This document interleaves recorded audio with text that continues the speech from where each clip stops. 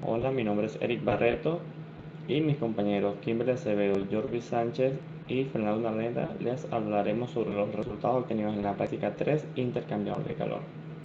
El objetivo número uno trata de determinar y comparar las pérdidas de calor al ambiente mediante un balance de energía y mecanismos de transferencia de calor. Para el cálculo del calor cedido al ambiente, utilizamos la ecuación número 3, la cual nos dice que el calor al ambiente va a ser igual al calor cedido menos el calor absorbido por el fluido frío. El fluido caliente, a medida que él va transfiriendo calor, él transfiere o él pierde energía, la cual se considera como un calor total o una energía total.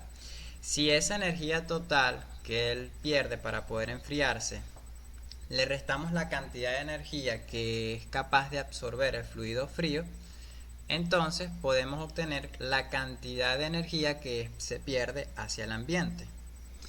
Debemos de tomar en cuenta que en la experiencia práctica se mantuvo fijo la corriente del fluido frío y se fue variando el caudal del fluido caliente.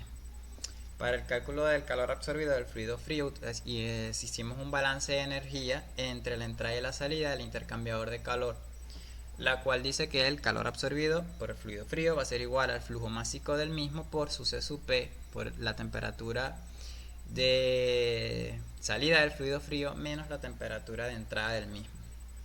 Para conseguir el calor total que pierde el fluido caliente va a ser igual al flujo de fluido caliente por su C sub P por el delta de las temperaturas de entrada y salida del mismo. Una vez aplicado las ecuaciones ya mostradas, tanto para flujo en paralelo como en flujo en contracorriente, se obtuvo la siguiente tabla de datos. En la tabla número 1 podemos observar los calores obtenidos por balance de energía en convección natural en flujo paralelo. En la tabla número 2 se obtiene el calor por balance de energía también en convección natural, pero en flujo en contracorriente. Algo muy importante es que el fluido caliente, en este caso, iba por dentro del tubo interno y el fluido frío por fuera. Okay. Una vez aplicadas las ecuaciones para el cálculo del calor por balance de energía, se llevó a cabo el cálculo del calor en convección natural, pero por mecanismos de transferencia de calor. Para ello, primeramente necesitamos hacer uso de la ecuación número 4 para el cálculo del área de intercambio térmico. En este caso, se aproximó que el área de intercambio térmico era un área cilíndrica. Por lo tanto, usamos la ecuación número 4 que me dice que el área va a ser igual a pi por d por L, donde L es la longitud del intercambiador.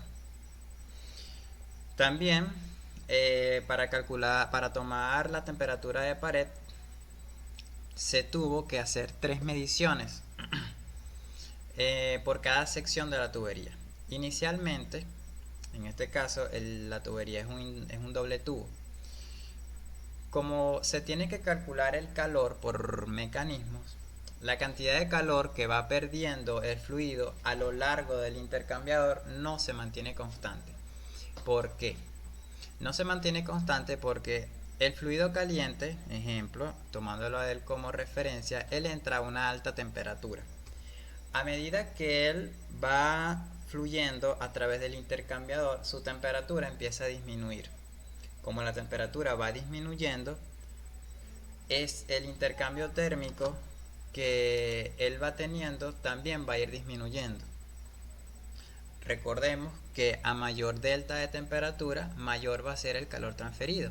Como su temperatura va en decremento, por lo tanto también el calor a lo largo del intercambiador va en, en, va en decremento, ya que la temperatura del fluido caliente y del fluido frío van a tender a querer igualarse. Como ellas van a querer tender a igualarse a lo largo del intercambiador, el calor no va a ser igual. Por lo tanto, se tuvo que hacer el cálculo de 5 calores diferentes. Un calor para cada porción o para cada fragmento del doble tubo. Una vez hallado cada calor, haciendo uso de las ecuaciones que próximamente se explicarán a detalle, esos calores serían sumados y tomados como un calor total. En este caso, para cada temperatura de pared se hicieron 3 tomas de temperatura y se introdujeron en la ecuación número 5 para tomar una temperatura promedio. Con la ecuación número 6 calculamos la temperatura de película. La temperatura de película se define como la temperatura media entre la temperatura de pared y la temperatura a la cual se encuentra el medio. En este caso es el medio ambiente. El aire atmosférico. Ok. Una vez calculada la temperatura de película, debemos estimar el valor del coeficiente convectivo. También se llama coeficiente de película. Para el cálculo del coeficiente convectivo necesitamos hacer uso de las correlaciones que vamos a explicar que se explican de la siguiente manera. Primero necesitamos encontrar el número adimensional que posee el nombre del número de Grashof con la ecuación número 7. En la ecuación número 7 dice que el Grashof va a ser igual al diámetro al cubo por la gravedad, por el coeficiente de dilatación térmica, por el delta de temperatura entre la temperatura de pared y la temperatura ambiente, entre la viscosidad al cuadrado. Ese valor del Grashof lo introducimos en la ecuación número 7 para el cálculo del Rayleigh. Rayleigh va a ser igual al Grashof por el número de Prandtl. El valor del Prandtl lo encontramos tabulado y lo buscamos a la temperatura de película. Una vez encontrado el valor del número de Rayleigh, lo introducimos en la ecuación número 8 para el cálculo del Nusselt. En este caso, el Nusselt obtiene el Nusselt se calcula por la siguiente expresión cuando estamos en presencia de un mecanismo por convección natural.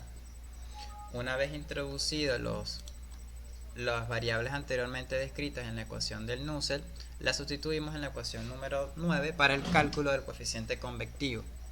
El coeficiente convectivo va a ser igual al Nusselt por K, donde K es la conductividad térmica del fluido. En este caso, el fluido va a ser el aire. ¿Por qué? ¿Por qué se utiliza el aire? Se utiliza el aire porque el intercambio térmico se da entre la superficie del doble tubo y el aire atmosférico. Entonces el coeficiente convectivo va a ser igual al Nusselt por la conductividad térmica del aire entre el diámetro. El diámetro es el diámetro externo del doble tubo. Haciendo uso de la siguiente ecuación, encontramos que el calor transferido por unidad de área va a ser igual al coeficiente convectivo por la temperatura de pared menos la temperatura ambiente, más la emisividad por tita, que tita es la constante de Boltzmann, por la temperatura de pared a la 4 menos la temperatura ambiente a la 4. Si vemos, en el segundo miembro de la ecuación estamos sumando dos expresiones diferentes. La segunda expresión, que es la que estoy señalando con el pulsor, es la que me toma en cuenta los efectos radiantes. Los efectos radiantes se consideran como la cantidad de calor que es perdida no solamente por mecanismo de convección, sino también por medio del mecanismo de radiación. Con el uso de las ecuaciones anteriores, una vez calculada el calor para una sección determinada del doble tubo, se repite el cálculo del calor con las diferentes temperaturas de pared que se encontraron con las otras fragmentos o las otras porciones del doble tubo. En este caso serían 5. Luego esas 5 son sumadas y me da un calor total por mecanismos para convección natural. Utilizando las ecuaciones anteriormente descritas, generamos la tabla número 3, calor por mecanismo en convección natural en flujo paralelo, Y la tabla número 4, calor por mecanismos en flujo contracorriente. Ok.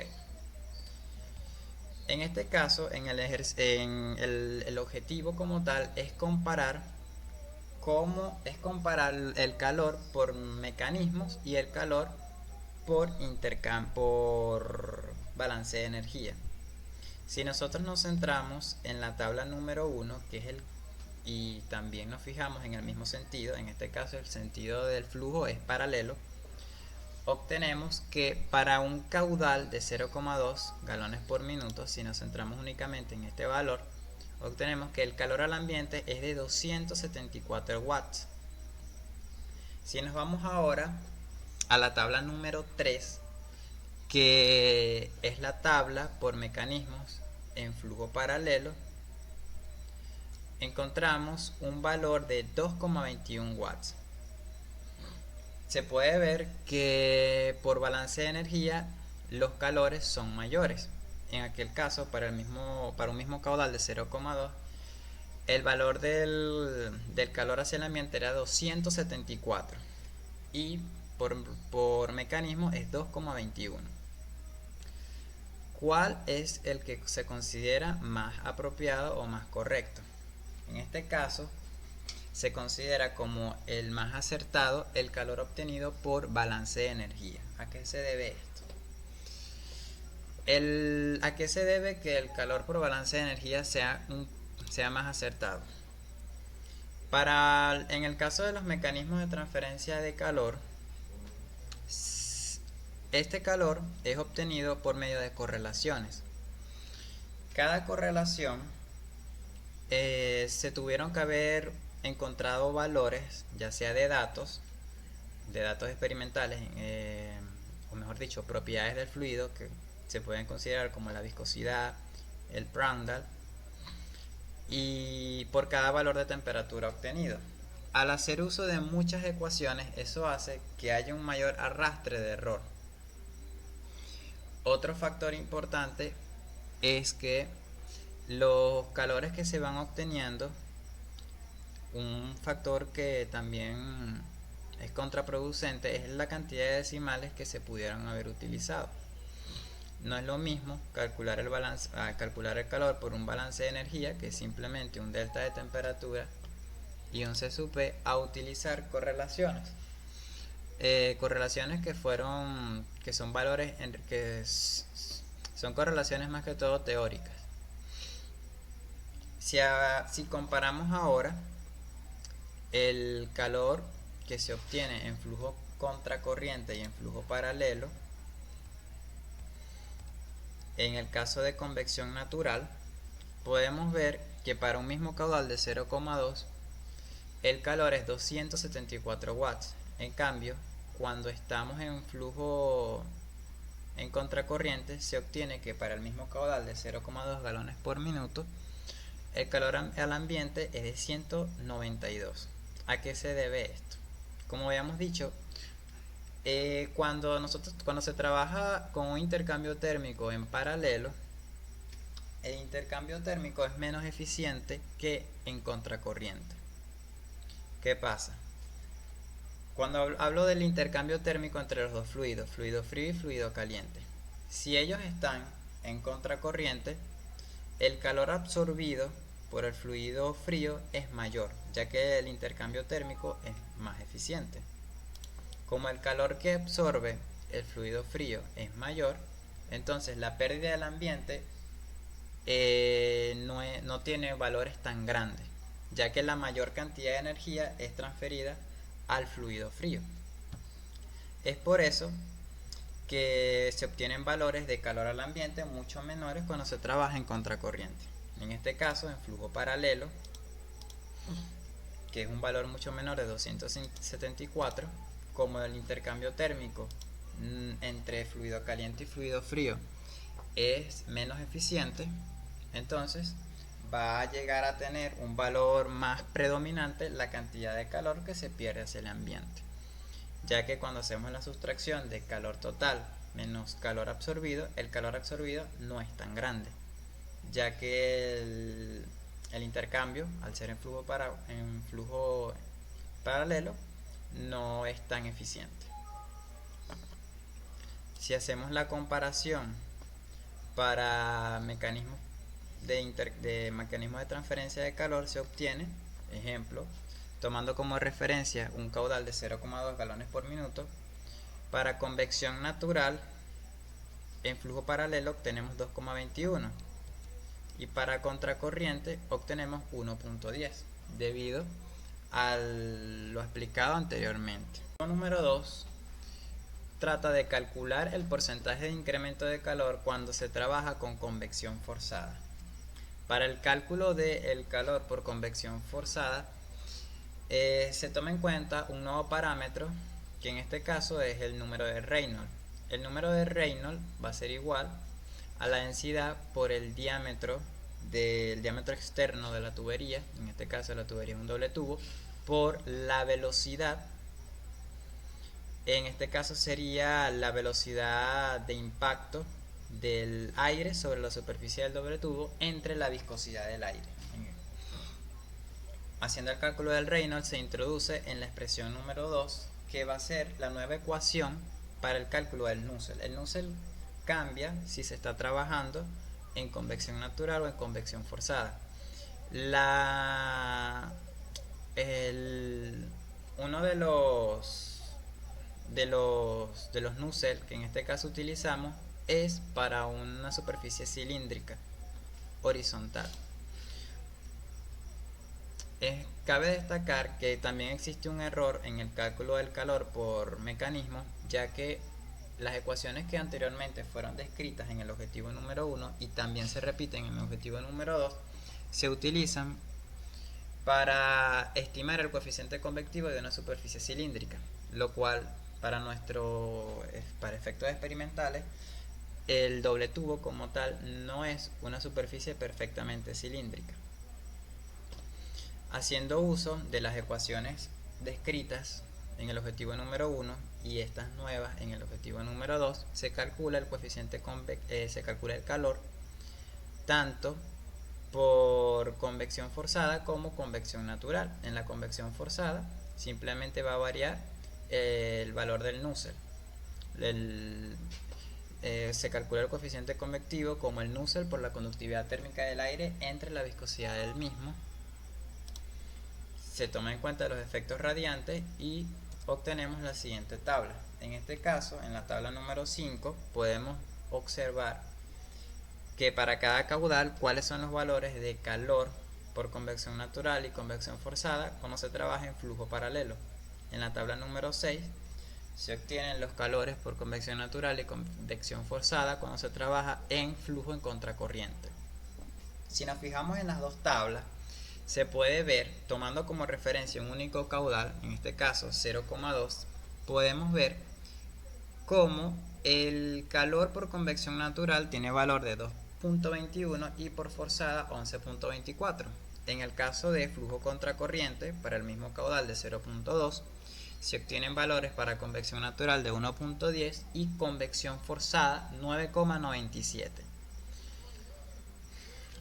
Como podemos ver, la convección forzada favorece el intercambio térmico. Para ambos casos, tanto en flujo paralelo como en contracorriente, siempre se están obteniendo valores mucho mayores en comparación con convección natural. ¿A qué se debe este fenómeno? En el caso de la convección natural, el intercambio térmico entre el fluido, que es el aire atmosférico, y la superficie del doble tubo, se ve favorecido es por los gradientes de densidad que se dan en el fluido. ¿Qué pasa? Cuando una molécula de aire choca o interactúa con la superficie caliente del doble tubo, ella experimenta un incremento de calor. Ese incremento de calor hace que la densidad disminuya. Al disminuir la densidad, la molécula de aire tiende a subir, ella se enfría por interacción con las moléculas vecinas y luego baja, y así sucesivamente. La interacción entre las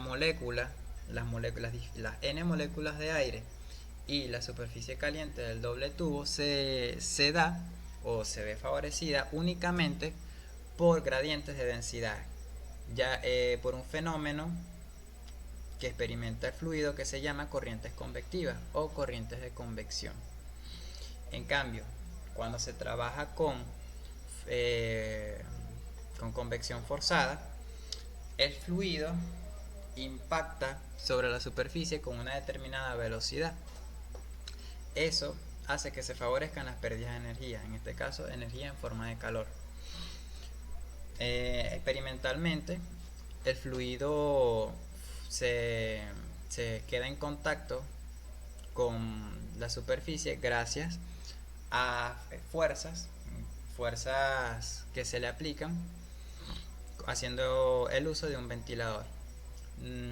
También se tiene que tomar en cuenta el número de moléculas que intervienen en el intercambio en un determinado instante de tiempo. Ejemplo, si en convección natural tomamos como referencia un tiempo X de 1 minuto, el número de moléculas que colisionan o que interactúan con la superficie caliente en 1 minuto por convección natural siempre va a ser menor en comparación con el número de moléculas que interactúan con el fluido cuando éste se encuentra en convección forzada, ya que en el caso de convección natural esas moléculas intervienen por un proceso lento de corrientes convectivas.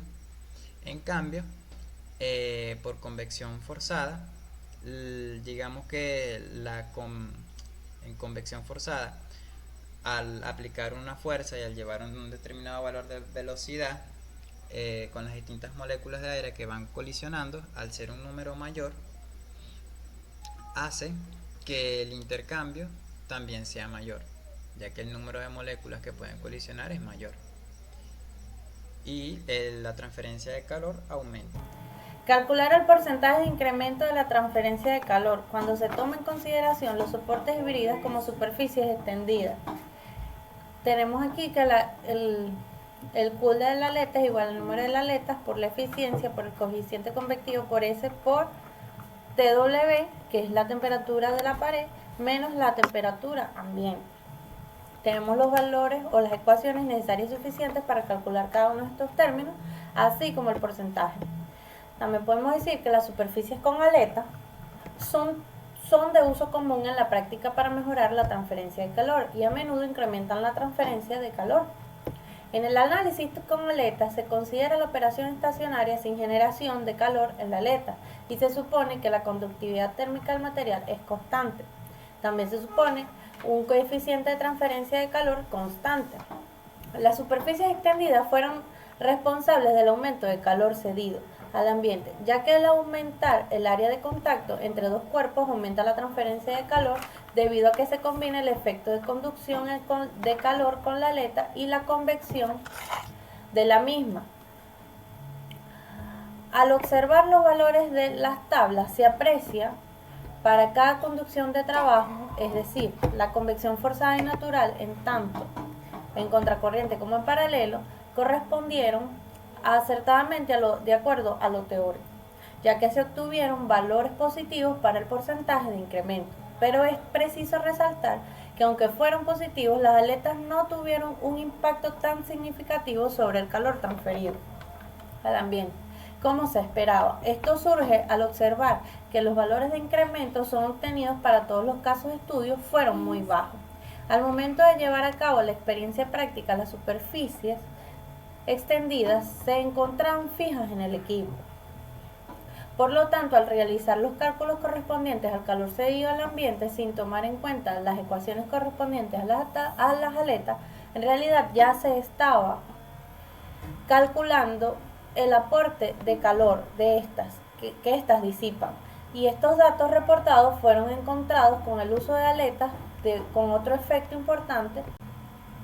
Importante es que las aletas no cumplían con las condiciones que eran necesarias para el uso de las correlaciones. Al tener forma de trapecio se aproximó la forma de las aletas rectangulares, lo que trae como consecuencia una gran desviación al momento de calcular el calor. Aquí podemos observar todos los valores correspondientes al incremento y al error de cada una de las aletas, tanto en contracorriente como en paralelo, en convección forzada y convección natural. Para el objetivo 4 tenemos graficar el perfil de temperaturas a lo largo del intercambiador de calor. Aquí podemos observar todos los datos necesarios para graficar este perfil. Al analizar la variación de temperatura en la entrada y en la salida de los fluidos en paralelo o en ambos fluidos, frío y caliente, también cuando tienen una misma dirección se aprecia un delta de temperatura. Es mayor a la entrada y va disminuyendo a lo largo de su recorrido, mientras que los fluidos en contracorriente, su delta de temperatura se mantiene relativamente constante con respecto a lo largo del equipo. Al trabajar fluidos en contracorriente, resulta más efectivo si el interés es que haya mayor transferencia de calor. Aquí podemos observar las gráficas que se obtuvieron para una convección monofásica natural en paralelo y una convección monofásica forzada en paralelo. Aquí tenemos ambas gráficas. Aquí podemos observar una convección monofásica forzada en contracorriente y una convección monofásica natural en contracorriente, y también las dos gráficas necesarias. Aquí podemos observar que se cumple la teoría y todo lo que pone. Mi nombre es Eric Barreto y voy a continuar con el objetivo número 5. Calcular caída de presión en el sistema. Para calcular esta caída de presión tenemos las siguientes características del equipo. Además tenemos los flujos básicos en los diferentes arreglos. Los modelos matemáticos a emplear son los siguientes. Para la caída de presión por el tubo tenemos el siguiente modelo matemático, y la caída de presión por ángulo tenemos el siguiente modelo matemático. A continuación se presentan los cuadros con los resultados de las caídas de presión. Primeramente tenemos para la convección natural el flujo paralelo, y vemos cómo la caída de presión ocurre una variación en el tubo interno, puesto que el tubo externo el flujo se mantiene constante.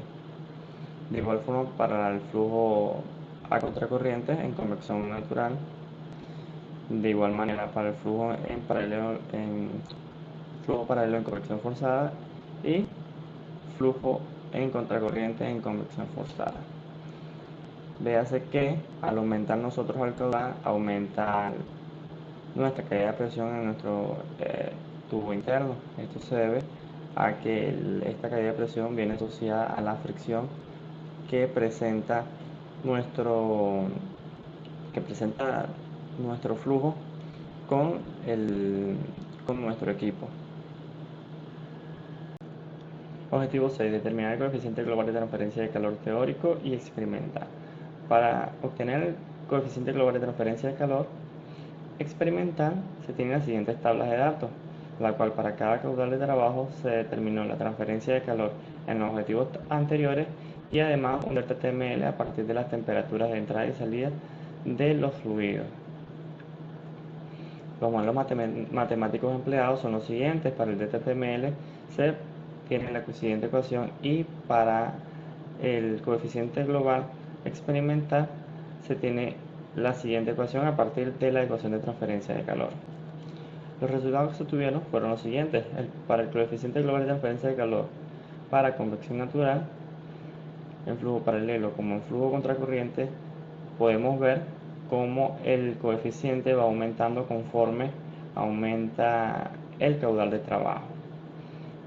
De igual forma, para el coeficiente global de transferencia de calor experimental para convección forzada, y su variación con el coeficiente global de transferencia de calor teórico, que es el que vemos aquí arriba, se debe a que el teórico es calculado cuando nuestro equipo se encuentra totalmente limpio, o sea que no existen incrustaciones en él que puedan generar mucha más resistencia a nuestro equipo. Si tenemos incrustaciones en nuestro equipo que generen resistencia, esto hará que la transferencia de calor disminuya, y por lo tanto si nuestra transferencia de calor depende de un coeficiente global de transferencia, Entonces este coeficiente va a ser bajo y por lo tanto la transferencia de calor también será baja como se ve en estos casos. Finalmente, el objetivo número 7 consiste en evaluar la eficiencia térmica global y la efectividad térmica del intercambiador. Para este objetivo se evalúa la eficiencia para 4 situaciones distintas. Primeramente, utilizamos ambos fluidos, tanto el agua caliente como el agua fría, en convección forzada y convección natural. Observamos que para la convección natural se utilizaron las condiciones de ambiente del laboratorio y para una convección forzada se utilizó un ventilador en dirección hacia el equipo de trabajo de intercambio térmico del laboratorio a una distancia aproximada de 1 metro a 1,5 metros. Para la primera convección natural determinamos la eficiencia del equipo como la relación entre el calor absorbido por el ambiente y el calor absorbido por el fluido frío, en este caso el agua a menor temperatura. Determinamos una eficiencia del 53, 66, 66, 78 y 85% para 5 posiciones distintas o para 5 caudales distintos de trabajo. Tenemos en función a la misma eficiencia, determinamos su efectividad respecto al calor transferido y absorbido por el fluido y el ambiente. Determinamos nuestra efectividad y fue comparado estos valores en la misma situación de flujo en paralelo en convección forzada con ayuda del ventilador. Observamos que para las mismas condiciones de flujo o mismo caudal de trabajo, a nivel de convección forzada, este porcentaje o la eficiencia incrementa, bien sea al 70%, 66, 66, al 66% de eficiencia en convección natural, en un 76% en convección forzada. Esto concuerda con la teoría, puesto que a convección forzada la velocidad con la que el aire circula a través o sobre la superficie de contacto de intercambio térmico es mayor y esta incrementa el caudal o el flujo de aire que pasa a través de ella, lo que implica un mayor intercambio térmico, y lo cual se ve expresado en función de la eficiencia. De igual manera, para la convección natural y la convección forzada se llevó a cabo por la diferencia de que ambos fluidos, tanto el agua caliente como el agua fría, se encontraban en contraposición o en contraflujo. De esta manera podemos observar que respecto a la convección en flujo paralelo, la eficiencia incrementa, puesto que en convección natural para ambos casos esta es mayor. Para convección natural está en forma contracruzada que en paralelo. Esto debido a que en forma contracruzada el intercambio térmico es mayor, ya que la diferencia de temperatura al momento en el que ambos flujos entran en contacto térmico, cabe destacar, la diferencia es mayor y por lo tanto se genera un mayor gradiente de temperatura del fluido caliente hacia el fluido frío. De igual forma, se comprueba de manera teórica que la eficiencia es mayor en convección forzada en contraflujo que en convección forzada de manera paralela. Finalmente, el objetivo número 8 consiste en determinar analíticamente el radio crítico del aislante que se sugeriría para instalar en el intercambiador de calor, e indicar qué material se utilizaría como aislante y por qué. Agregar un aislante consiste o disminuye la transferencia de calor al ambiente. Por lo tanto, al disminuir la transferencia de calor al ambiente, el intercambio térmico entre ambos fluidos incrementa. Entonces el aislante sirve para aumentar la eficiencia del sistema. ¿Qué material se utilizaría? Estamos recomendando utilizar polietileno rígido, el comercialmente mayor utilizado para aislar tuberías de este tipo. Analíticamente se determinó mediante una corrida utilizando herramientas de trabajo, en este caso Excel, determinamos el radio crítico que debería utilizarse de este polietileno rígido para incrementar este intercambio térmico. Se determinó que este radio crítico es menor al radio externo de la tubería. Con esto nos permite concluir que si el radio crítico para que el polietileno comience a funcionar como un aislante e incremente la eficiencia del sistema, debe tener un radio menor al radio externo de la tubería. Esto implica que cualquier cantidad o cualquier grosor que se coloque de este aislante sobre esta tubería del sistema va a funcionar como un aislante. Muchísimas gracias. Ahora, continuando con las conclusiones. Primero, la ruta de cálculo más apropiada para el cálculo del calor al ambiente es la de balance de energía. En el reglo paralelo existen mayores pérdidas de calor al ambiente que en contracorriente. El calor por mecanismo es mayor al calor hallado por balance de energía. En convección forzada aumenta el intercambio térmico. El calor ambiente calculado en convección forzada con el flujo paralelo es mayor al encontrado con el flujo en contracorriente. El calor al ambiente calculado cuando se toman en cuenta los soportes y bridas como superficie extendida es mayor. La correlación para hallar calor cedido por la aleta no ha arrojado resultados reales. En flujo paralelo, la temperatura de salida del fluido frío es menor a la salida del caliente. En flujo en contracorriente, la temperatura de salida del fluido frío es mayor a la salida del fluido caliente. Al aumentar el caudal, aumenta la caída de presión interna.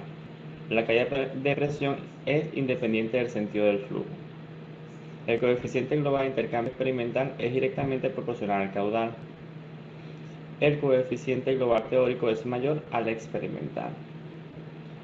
En el equipo doble tubo está presente la suciedad y depósito.